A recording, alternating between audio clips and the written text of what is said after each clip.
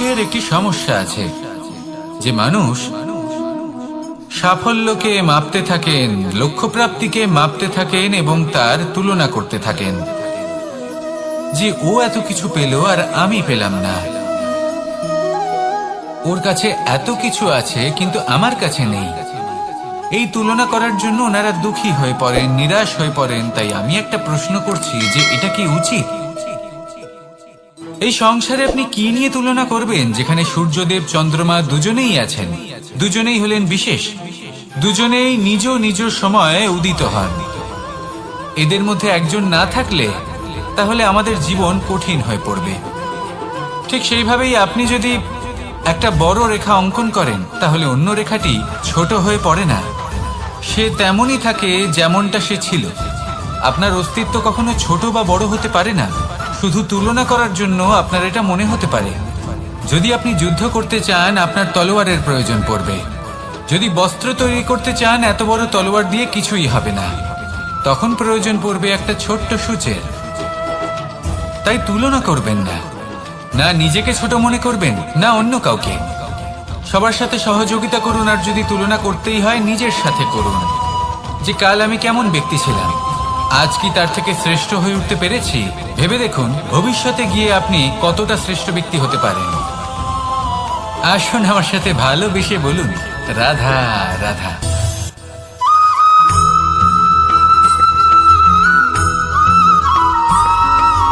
জীবনে অগ্রসর হওয়ার জন্য আমাদের কাকে প্রয়োজন হয়? মাতা পিতা, বন্ধু, প্রেম, সাহায্য, অর্থ, পরিশ্রম, আশা। ভিন্ন ভিন্ন মানুষ ভিন্ন ভিন্ন বিকল্প চয়ন করে। যদি আমি আপনাকে বলি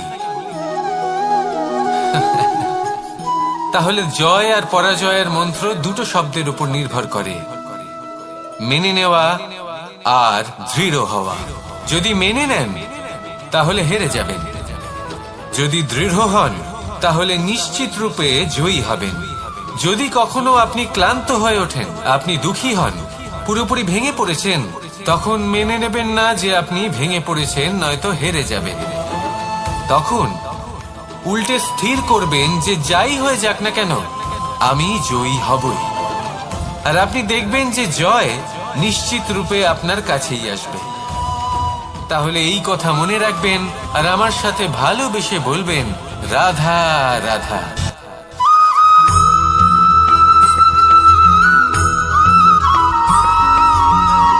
মানুষ ভাবেন যে ধন অর্জন করা হলো অত্যন্ত গুরুত্বপূর্ণ। তিনি আজীবন ধন অর্জন করতে থাকেন, ধন অর্জন করার চেষ্টা করতে থাকেন। সে যাই হয়ে যাক না কেন পরিশ্রম করতে থাকেন। স্বাস্থ্যের দিকে নজর দেন না, না উচিত সময় খাবার খান, না উচিত সময় ঘুমোতে যান, না পর্যাপ্ত সময় পর্যন্ত ঘুমন, কিছুই না। ধন অর্জন করতেই থাকেন, করতেই থাকেন। আর কিছু সময় পরে যখন তিনি অসংখ্য ধন লাভ করে ফেলেন তখন তার সাথে ওনার শরীরে অনেক রোগ বাসা বাঁধে। এইসব রোগের উপচার করতে করতে সেই সমস্ত ধন যা উনি অর্জন করেছেন তা তিনি ব্যয় করে ফেলেন। শেষ পর্যন্ত কি হয়? আমরা যেভাবে এসেছি ঠিক সেইভাবেই ফিরে যাই, ধন এখানেই থেকে যায়। দেখুন, একটা অত্যন্ত গুরুত্বপূর্ণ কথা রয়েছে যে আপনার বোঝা উচিত। এই যে ধন, তার ব্যবহার করুন জীবনকে আরো ভালো করে তোলার জন্য। ধনের সদ্ব্যবহার করা উচিত, এমন যেন না হয় এই ধন আপনাকে ভোগ করে ফেলে। এই জীবনকে নিশ্চিত রূপে আরো শ্রেষ্ঠ করে তুলুন। কিন্তু এই ধন অর্জন করার এই প্রক্রিয়াতে নিজের সারা জীবনকে নষ্ট করে ফেলবেন না। এই জীবন উপভোগ করতে শিখুন আর আমার সাথে ভালোবেসে বলুন রাধা রাধা।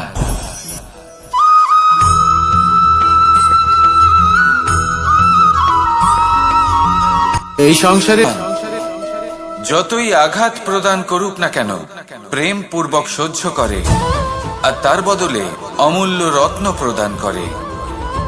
সন্তান যদি হাল চালায় তাহলে তার বদলে তাকে অন্ন প্রদান করে। এটাই হলো ধরনী। এবার এর থেকে আমরা কি শিক্ষা পেতে পারি? এটাই যে কারোর জন্য কিছু করা বা কাউকে কিছু দেওয়া মনে কোনো কামনা ছাড়াই, আর এই কথাটা বুঝে যান, যদি কারোর জন্য কামনা না রেখে বা কোনো পাওয়ার আশা না রেখে কারোর জন্য কিছু করেন বা কারোকে কিছু দেন, যদি এটা আপনি শিখতে পারেন, তবে আপনি ভালোবাসতে শিখে গেছেন। আর সেই জন্যই এই ধরিত্রীকে মাতা বলা হয়, কারণ মাতা শুধু উনি নন যিনি গর্ভে সন্তানকে ধারণ করেন, মাতা তো উনিও যিনি জীবন বাঁচতে শেখান, যিনি জীবন বাঁচার উদাহরণ প্রদান করেন।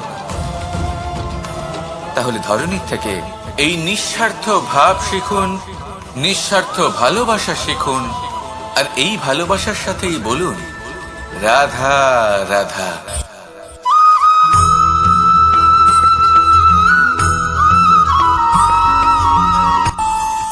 আমাদের মনে যখন কোনো প্রশ্ন ওঠে, কোনো দ্বন্দ্ব জাগে, তখন আমরা যাই আমাদের গুরুর কাছে, আমাদের আরাধ্যের কাছে গিয়ে জিজ্ঞেস করি।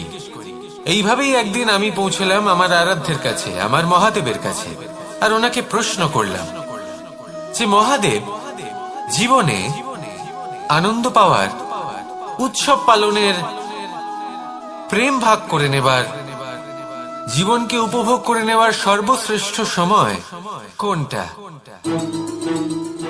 মহাদেব হাসলেন আর উনি বললেন, জীবনে উৎসব পালনের সব থেকে শ্রেষ্ঠ দিন হল মৃত্যুর ঠিক আগের দিনটা। প্রেম ভাগ করে নেওয়ার সব থেকে শ্রেষ্ঠ মুহূর্ত হল মৃত্যুর ঠিক আগের মুহূর্ত।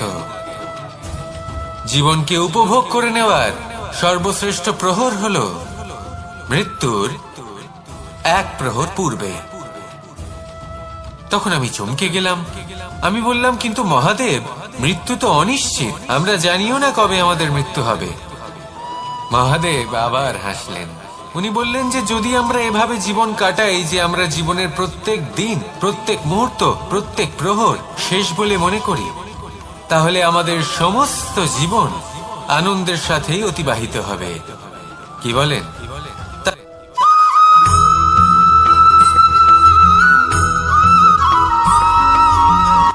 সংসারে আমাদের জীবনে যখন কোনো সুখ বা দুঃখ আসে, তার জন্য আমরা কাউকে না কাউকে অবশ্যই দায়ী করে থাকি, তাই না? এই ব্যক্তি আমাদের সাথে এরকম কাজ করেছেন, তাই আমার সাথে এমন হলো। ওই ব্যক্তি যদি এমনটা না করতেন, তাহলে আজ আমি ওই স্থানে পৌঁছতে পারতাম। সবই আপনার দৃষ্টিভঙ্গির উপর নির্ভরশীল, আর যদি আপনার দৃষ্টিভঙ্গি এমন হয়, তাহলে তা অনুচিত। সত্যি কথা বলতে, এই সংসারে ভিন্ন ভিন্ন ধরনের মানুষ আছে। এটা আপনার উপর নির্ভর করছে কিভাবে তাদের স্বাগত জানাবেন।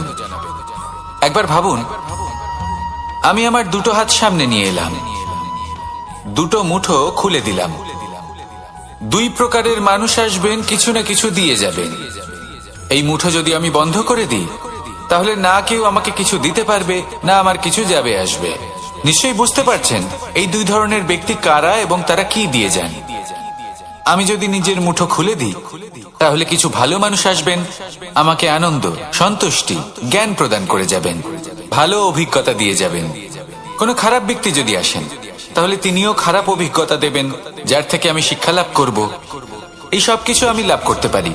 মুঠো যদি বন্ধ করে রাখি, তাহলে আমি কিছুই পাবো না। দেখুন, এই সংসারে প্রত্যেকের জীবনে এইরকম, প্রত্যেকের জীবনে সবকিছুই আছে, ভালো খারাপ দুই মানুষই আছে, ভালো অভিজ্ঞতা আছে, খারাপ অভিজ্ঞতা আছে। নির্ভর করছে আপনার উপর যে আপনি কি করবেন, এনাদের স্বাগত কিভাবে জানাবেন, কার থেকে কি বুঝবেন, কি শিখতে পারবেন, আর কোন দৃষ্টিভঙ্গি নিয়ে অগ্রসর হবেন। এটাই নির্ধারণ করবে যে আপনার জীবন কেমন হবে। আসুন আমার সাথে ভালোবেসে বলুন রাধা রাধা।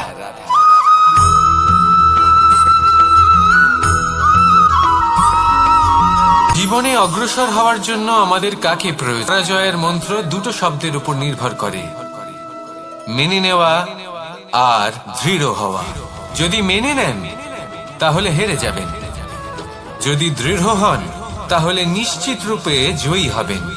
যদি কখনো আপনি ক্লান্ত হয়ে ওঠেন, আপনি দুঃখী হন, পুরোপুরি ভেঙে পড়েছেন, তখন মেনে নেবেন না যে আপনি ভেঙে পড়েছেন, নয়তো হেরে যাবেন। তখন উল্টে স্থির করবেন যে যাই হয়ে যাক না কেন, আমি জয়ী হবই। আর আপনি দেখবেন যে জয় নিশ্চিত রূপে আপনার কাছেই আসবে। তাহলে এই কথা মনে রাখবেন আর আমার সাথে ভালোবেসে বলবেন, রাধা রাধা।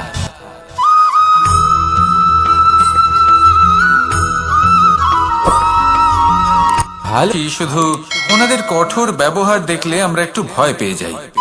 এবার ওনাদের এই কঠোর ব্যবহার আমাদের ভালো না লাগলেও অত্যন্ত আবশ্যক, কারণ মাতার থেকে আমরা যে শক্তি লাভ করি তা যেন নিয়ন্ত্রণ হারিয়ে বিধ্বংসী না হয়ে ওঠে।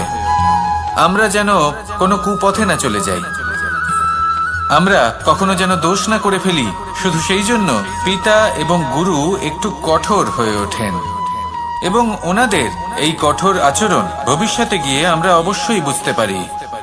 জীবনে কিছু বছর আমরা এগিয়ে যাই আর তারপর আমরা বুঝতে পারি যে বাবা এবং গুরু আমাদের যথেষ্ট ভালোবাসতেন, কিন্তু ওনাদের ভালোবাসার বহিঃপ্রকাশ আলাদা। প্রয়োজনীয় হলো এটা দেখার, এটা বোঝার যে শুরু থেকে আমাদের প্রতি ওনাদের আচরণ কেমন ছিল। ওনাদের কঠোর হওয়ার পেছনে ওনাদের ভালোবাসাটা বোঝার চেষ্টা করুন, ওনাদের চিন্তাটা বোঝার চেষ্টা করুন, ওনাদের পথপ্রদর্শনের আড়ালে আপনার ভবিষ্যতের জন্য যে পরিকল্পনা ওনারা করেছেন সেটা বোঝার চেষ্টা করুন। তখন আপনারা বুঝতে পারবেন ওনাদের ভালোবাসাকে। আপনার মনের মধ্যে আপনা থেকেই ওনাদের প্রতি সম্মান জেগে উঠবে। নিজের পিতা এবং নিজের গুরু এই দুজনের প্রতি কৃতজ্ঞতা প্রকাশ করুন আর আমার সাথে ভালোবেসে বলুন, রাধা রাধা।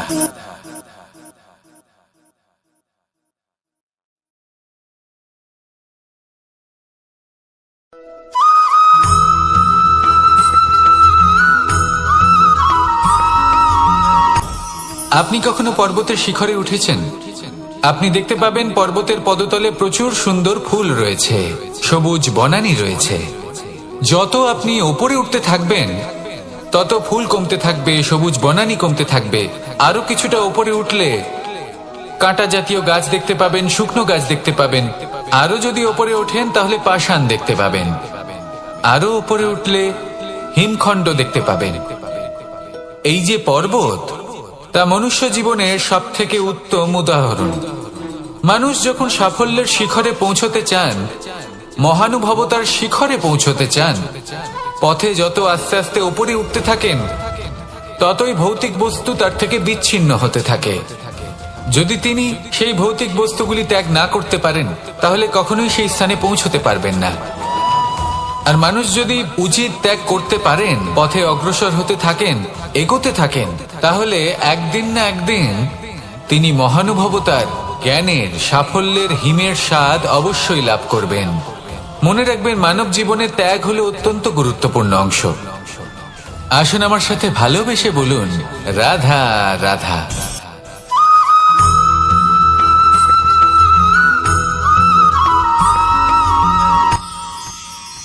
মানুষ তার জীবনে দুই ধরনের পরিস্থিতিকে খুব ভয় পায়। এক, কোনো কারণবশত কারোর সামনে নত হওয়া। দুই, কোনো কারণে নিজের চরিত্র থেকে, নিজের মূল্যবোধ থেকে বিচ্যুত হওয়া। এবার কেন হয় এরকম যে কথায় কথায় কারোর সামনে নত হতে হয়? কেন বারংবার নিজের চরিত্র থেকে চ্যুত হতে হয়? এরকম কেন হয়? এটা তখনই হয় যখন আমাদের শিক্ষা এবং মূল্যবোধের অভাব থাকে। যদি মানুষের মধ্যে প্রকৃত শিক্ষা থাকে তাহলে এই সংসারে কোনো সময় এবং কারোর সামনেই নত হওয়ার কোনো প্রয়োজন নেই। যদি মানুষের মধ্যে মূল্যবোধ থাকে তাহলে তাকে নিজের মূল্যবোধ বা চরিত্র থেকে বিচ্যুত হতে হয় না, তা সে যাই হয়ে যাক না কেন। কোনো বালককে যদি জন্ম থেকেই সুশিক্ষার অধিকারী করা হয়, শিক্ষিত করা হয়, মূল্যবোধের অধিকারী করা হয়, তবে সে এই সংসারে এমন কর্ম করবে যাতে সে নিজেকে, নিজের পরিবারকে, সমগ্র সমাজকে গর্বিত করতে পারে। শিক্ষা লাভ করুন, মূল্যবোধ লাভ করুন এবং আমার সাথে ভালোবেসে বলুন, রাধা রাধা।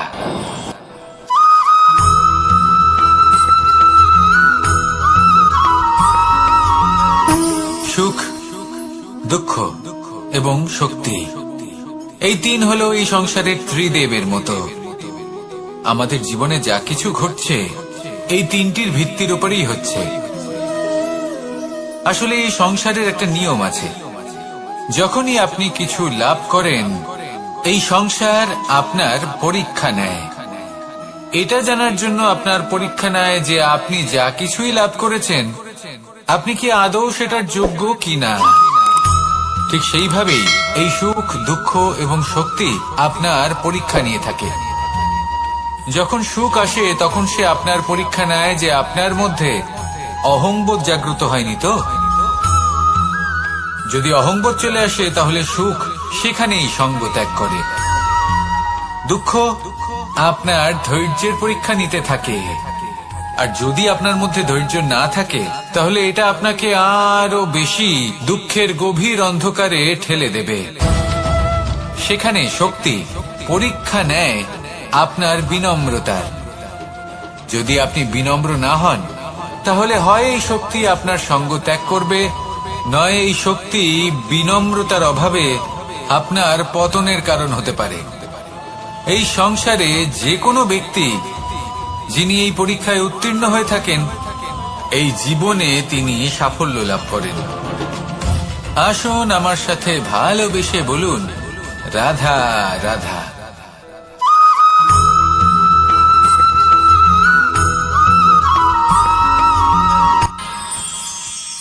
আমরা সবাই সূর্যকে সম্মান কেন করি? কারণ আমরা জানি যে সন্ধেবেলা যখন সূর্যাস্ত হবে তখন শুধুমাত্র অন্ধকার বাকি থাকবে। ঠিক কিছুটা এরকমই হয় আমাদের মাতা পিতাও, যিনি আমাদের জন্ম দেন, আমাদের ভরণ পোষণ করেন, আমাদের বড় করেন, আমাদের প্রেম প্রদান করেন। কখনো কখনো তাদের মুখ থেকে কটু কথা নিঃসৃত হয়, আমাদের দুঃখ হয়, কিন্তু তখন আমাদের এটা বোঝা উচিত এগুলি নিঃসৃত হচ্ছে আমাদেরই মঙ্গলের জন্য। যেমন সূর্যদেব, উনিও উত্তাপ দিয়ে থাকেন আমাদেরই মঙ্গলের জন্য, যাতে ফসল পাকতে পারে, যাতে জল বাষ্প হয়ে মেঘ হতে পারে, বৃষ্টি হতে পারে, আর এই সংসারে নিরন্তর জলের প্রবাহ থাকে। আমাদের মাতা পিতা, তাদের কঠোর আচরণ, তাদের কঠোর অনুশাসনের পেছনে লুকিয়ে থাকে ওনাদের ভালোবাসা। আমাদের তা বুঝতে হবে, সসম্মানে ওনাদের গ্রহণ করতে হবে। কারণ ঠিক সূর্যাস্তের পরে যেমন চতুর্দিক অন্ধকারচ্ছন্ন হয়ে যায়, তেমনি আমাদের জীবন থেকে যখন আমাদের মাতা পিতা চলে যায় তখন আমাদের জীবনেও শুধু এবং শুধুমাত্র অন্ধকারই ছেয়ে থাকে। সেই জন্য নিজের মাতা পিতাকে সম্মান করুন, ওনাদের ভালোবাসা প্রদান করুন। এই মন আর এই জীবন প্রসন্ন হয়ে বলবে, রাধা রাধা।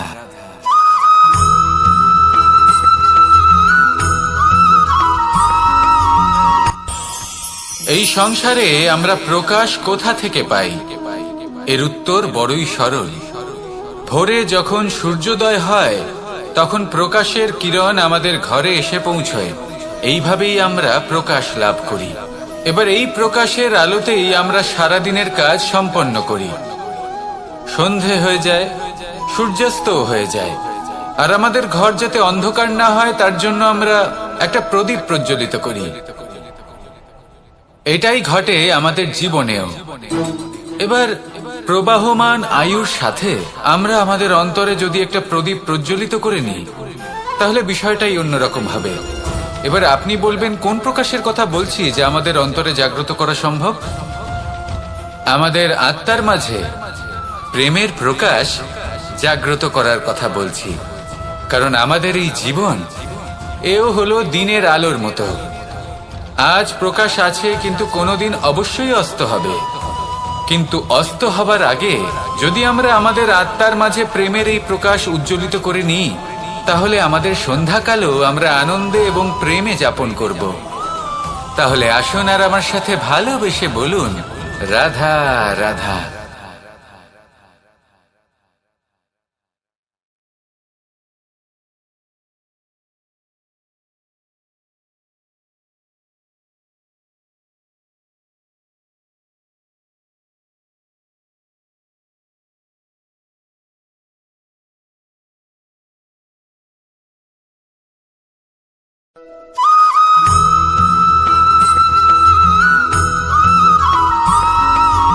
আমাদের শরীর প্রকৃতির সর্বশ্রেষ্ঠ রচনা। যে অঙ্গ প্রত্যঙ্গ আমরা লাভ করেছি প্রত্যেকটির মধ্যে একটি নিজস্ব বার্তা রয়েছে। একটু ভেবে দেখুন, দুটি চোখ দিয়েছে দেখার জন্য, দুটি কান দিয়েছে শোনার জন্য, নাসিকাও আছে দুটি, দুটি হাত দিয়েছে দ্বিগুণ পরিশ্রম করার জন্য। কিন্তু জীব শুধুমাত্র একটি, তার উপরেও তীক্ষ্ণ বলিষ্ঠ দাঁত দিয়েছে তার রক্ষার জন্য। কখনো ভেবে দেখেছেন কেন?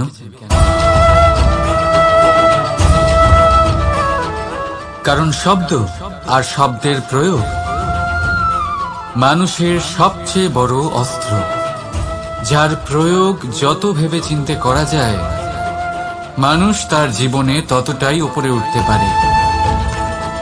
তাহলে মনে রাখুন, দেখুন, শুনুন আর বুঝুন বেশি, বলুন কম।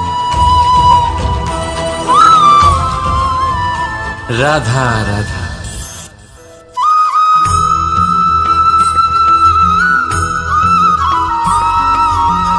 যখন আমরা কোনো বনে প্রবেশ করি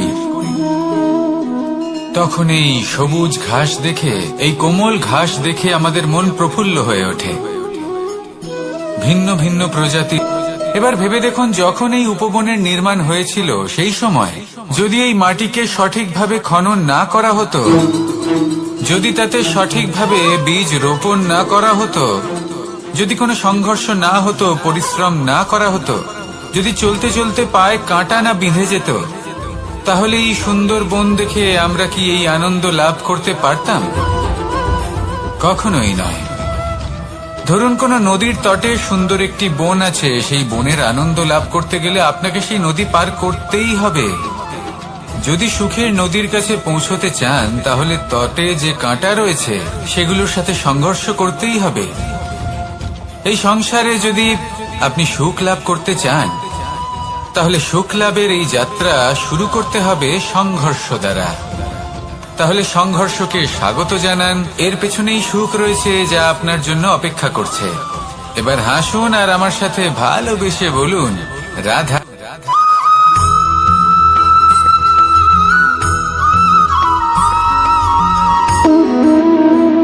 সম্পর্ক হলো আমাদের জীবনের একটি আধার।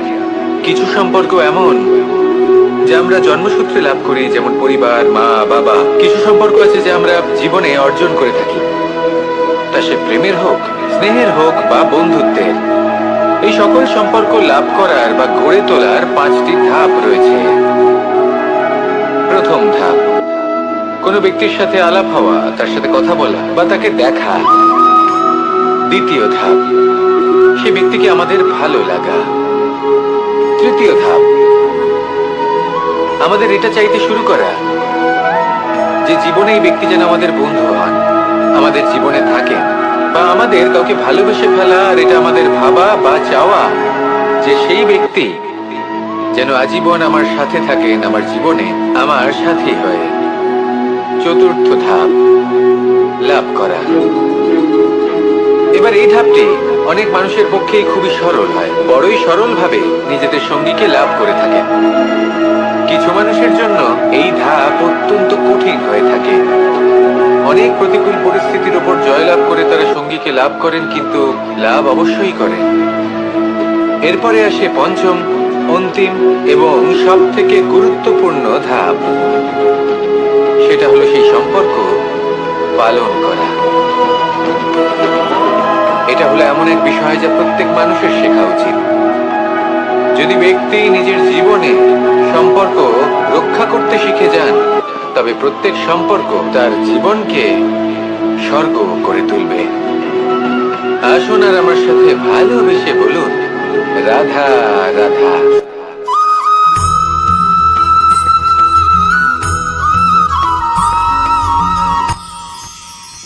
মানুষ তার জীবনে দুই ধরনের পরিস্থিতিকে খুব ভয় পায়।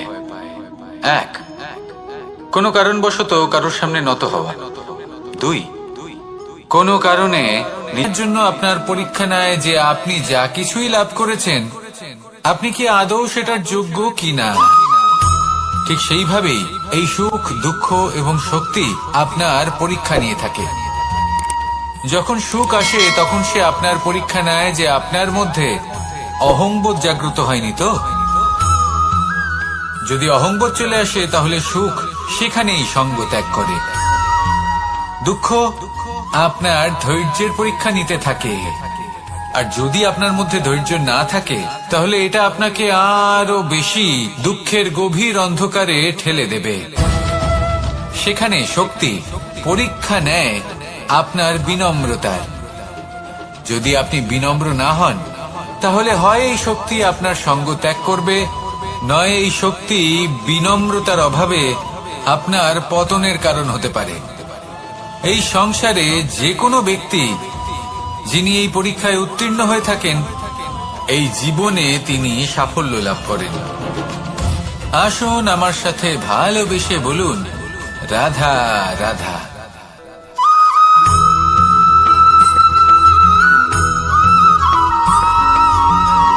জীবন কিসের উপর নির্ভরশীল?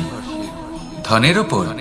বৈভবের অনুভব যদি আপনি করতে চান তাহলে তা পাবেন শুধু একতার দ্বারা, সংগঠনের দ্বারা। যদি আপনাকে উদাহরণ দিই, নিজের এই হাতটাকে দেখুন, 5টা আঙুল রয়েছে। কোনো একটা বস্তুকে নিজের একটা আঙুল দ্বারা তুলে ধরার চেষ্টা করে দেখুন, বড়ই কষ্ট হবে। তখন আপনি বুঝতে পারবেন যখন এই 5টি আঙুল একত্রিত হয় তখন কোনো কাজ কতটা সহজ হতে পারে। এটাই হলো শক্তি, একতার। সব থেকে ভালো উদাহরণ যদি আপনাকে দিই তাহলে বাঁশি। এই বাঁশি থেকে অত্যন্ত মধুর সুর নির্গত হয় যা সবার মন প্রসন্ন করে দেয়। এই কথা সত্যি, কিন্তু এই বাঁশি আমি একটা বা দুটো আঙুল দিয়ে বাজাতে পারবো না।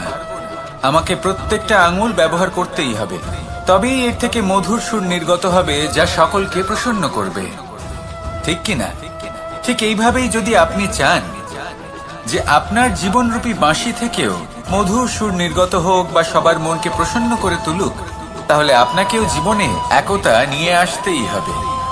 আপনি একাও কর্ম করতে পারেন, পথ চলতেও পারেন, সামনেও এগোতে পারেন, সাফল্যও লাভ করতে পারেন।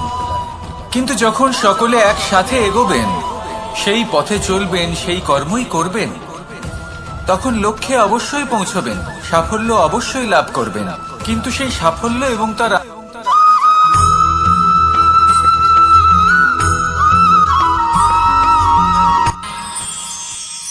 আমরা সবাই সূর্যকে সম্মান কেন করি?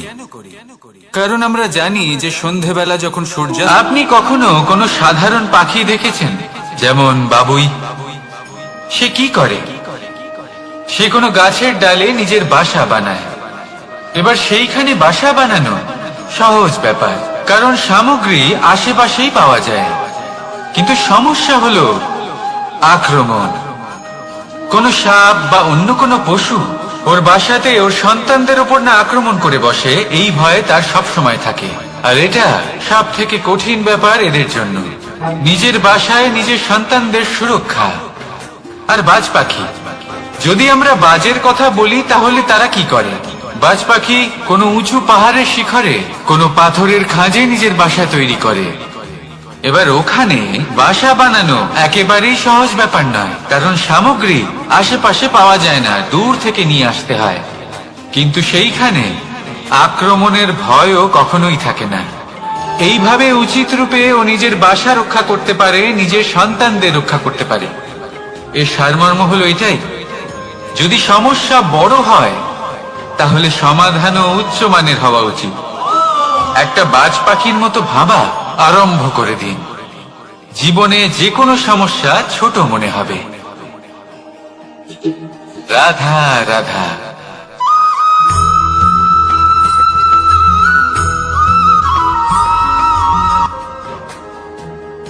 ভাগ করে নেওয়া বা বন্টন করা প্রত্যেক মানুষের জীবনে অবশ্যই হয়ে থাকে, আর অনেক সময় এটা জীবনে অতি আবশ্যক হয়ে পড়ে।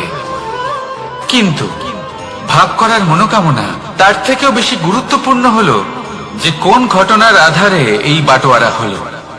অনেক সময় এই বাটোয়ারা হলো শান্তির প্রতীক, আবার অনেক সময় এই বাটোয়ারা বিপ্লব ঘটাতে পারে। এমন এক বিপ্লব যা মহাযুদ্ধ ঘটিয়ে দিতে পারে। দেখুন, বাটোয়ারা সম্পত্তির হোক বা হোক ভিক্ষার, শিক্ষা কিন্তু একটাই। জীবনে অনেক সময় বাটোয়ারা দরকার হতে পারে, কিন্তু যতদূর সম্ভব তা এড়িয়ে চলুন, একসাথে মিলে এগিয়ে চলুন। কারণ দেখুন, এই যে বাটোয়ারা ভাগ করে দেয়, আর সেখানেই একতা আপনাকে অগ্রসর করে। তাহলে আপনিও এটাই করুন, একসাথে মিলে সামনে এগোন, আর আমার সাথে ভালোবেসে বলুন, রাধা রাধা।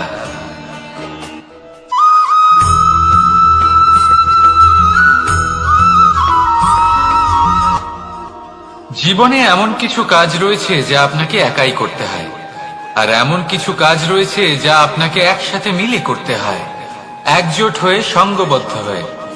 এবার সঙ্গবদ্ধ বলতে কি বোঝাতে চাইছি? আমি তাদের কথা বলছি না যারা বাস্তবিকভাবে একে অপরের সাথে কাজ করেন। আমি তাদের কথা বলছি যারা একে অপরের থেকে দূরে থেকেও একে অপরকে বিশ্বাস করেন। আমি আগেও বলেছিলাম, সমস্ত বিশ্বের আশা বিশ্বাসেই বসবাস করে, তাই না? তাই যেখানে সমস্ত বিশ্ব আছে, সমস্ত সংসার আছে, সেইখানেই বিশ্বাস রয়েছে। তাই আপনার আশেপাশে এমন দল সঙ্গবদ্ধ করুন যাদের আপনার উপর বিশ্বাস আছে, আর যাদেরকে আপনি বিশ্বাস করতে পারেন। তাহলে আসুন আর আমার সাথে ভালোবেসে বলুন, রাধা রাধা।